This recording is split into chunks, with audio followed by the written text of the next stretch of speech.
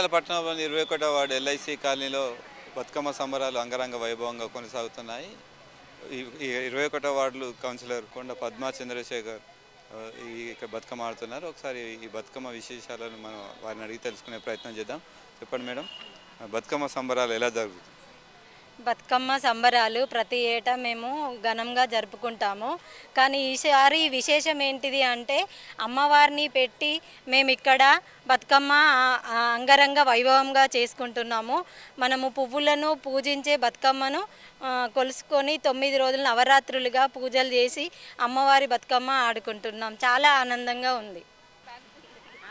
చెప్పండి మేడం, బతుకమ్మ విశిష్టత ఏంటి? అసలు బతుకమ్మకున్న ప్రాముఖ్యత? వెనుకట రాజులు ఉండేది. రాజులుంటే ఆ రాజులకు ఒక అమ్మాయి ఉండేది.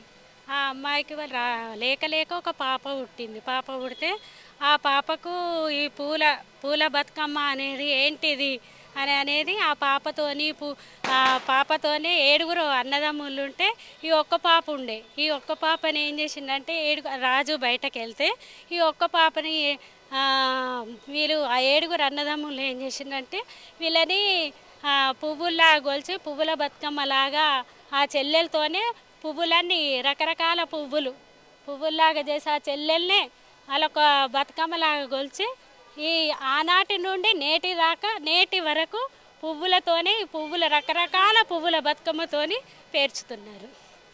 మొత్తానికి బతుకమ్మ అంటే తీరొక పూలతోటి బతుకమ్మను పేర్చి ఆ బతుకమ్మలో ఉన్న పసుపు కుంకుమను మహిళలందరూ ధరించినట్లయితే వారి ఆయురారోగ్యాలతో పాటు సౌభాగ్యాలు క్షేమంగా ఉంటాయనే ఉద్దేశంతో ఈ బతుకమ్మను తీరొక పూలతో పేర్చి జరుపుకుంటామని చెప్పి మహిళలు చెప్తున్నారు. కెమెరామెన్ తిరుపతితో శ్రీనివాస్, ఏ న్యూస్, మంచిర్యాల.